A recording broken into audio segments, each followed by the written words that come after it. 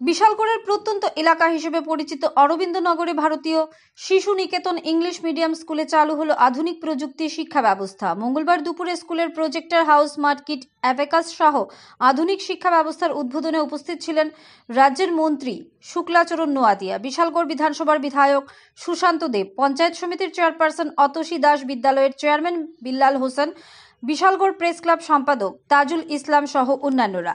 প্রথমে অতিথিদের পুষ্পস্তবক দিয়ে বরণ, এরপর স্কুলের আধুনিক শিক্ষা ব্যবস্থার উদ্বোধন করেন মন্ত্রী ও বিধায়ক। স্কুল পরিচালনা কমিটির তরফে স্কুলের বিভিন্ন সমস্যা নিয়ে মন্ত্রী এবং স্থানীয় বিধায়কের কাছে আবেদন জানালে বক্তব্য রাখতে গিয়ে স্থানীয় বিধায়ক সুশান্ত দেব বলেন, আগামী 7 দিনের মধ্যে সমস্যাগুলো সমাধানের জন্য তিনি আপ্রাণ চেষ্টা করবেন। প্রসঙ্গত উল্লেখ্য, ভারত বাংলাদেশ সীমান্তবর্তী গ্রাম অরবিন্দনগরে আধুনিক মানের বেসরকারি ইংলিশ মিডিয়াম স্কুলের পরিবেশ দেখে আপ্লুত হয়ে পড়েন মন্ত্রী মহোদয়। ব্যুরো রিপোর্ট, আরই, ধর্মনগর। আমাদের সমাজের মধ্যে বা আমাদের আজকে রাজ্যের ক্ষেত্রে যদি আমরা দেখি, শিক্ষার মান, শিক্ষার ব্যবস্থা কিন্তু বিগত দিনের তুলনায় অনেক বেড়ে গেছে।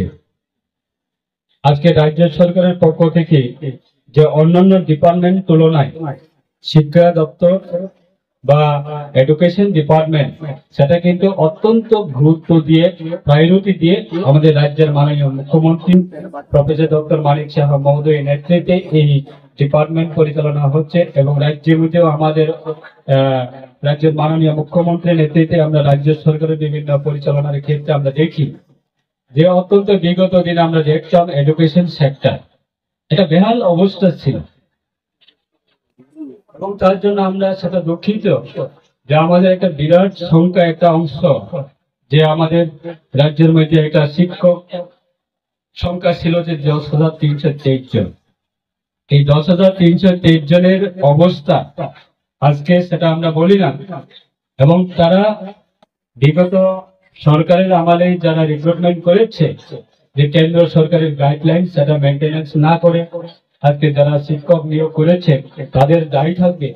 কিন্তু এই যে রিক্রুটমেন্ট পলিসি বা একজন বিদ্যালয়ের শিক্ষক হবার যোগ্যতা কতটুকু, একটা বিদ্যালয়ের শিক্ষক হওয়া তাদের যোগ্যতা কতটুকু সেটা সেন্ট্রাল গভর্নমেন্টের একটা গাইডলাইন দেওয়া আছে।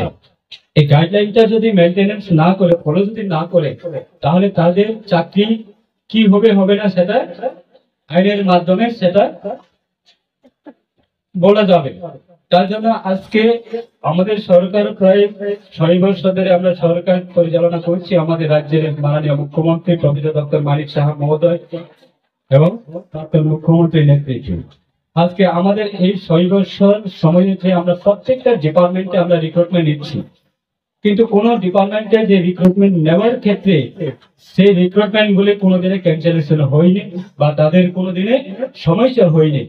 এবং আমরা রিসেন্টলি আমাদের এডুকেশন ডিপার্টমেন্টে বিভিন্ন ক্যাটাগরি ওয়াইজ আমরা রিক্রুটমেন্ট করে নিয়েছি এবং রিসেন্টলি আমাদের রাজ্য সরকারের ক্যাবিনেটে আমরা সিদ্ধান্ত নিয়েছি প্রায় 1500 প্রায় 1500 কাছাকাছি আন্ডার গ্রাজুয়েট টিচার রিক্রুটমেন্ট করবে এবং সেটা নোটিফিকেশন অলরেডি পাবলিশ করা হয়েছে এডুকেশন ডিপার্টমেন্টের মাধ্যমে এবং রিক্রুটমেন্ট বোর্ডের মাধ্যমে। সে জায়গাতে আমাদের বিগত দিনেও আমাদের টিচার রিক্রুটমেন্ট করা হয়েছে এডুকেশনের জন্য, এডুকেশন ডিপার্টমেন্টের জন্য উইথ টেট এক্সামিনেশনের মাধ্যমে এবং যারা সিলেকশন হবে তারা আগামী দিনে তারা বিদ্যালয়ে যখন পড়াশোনা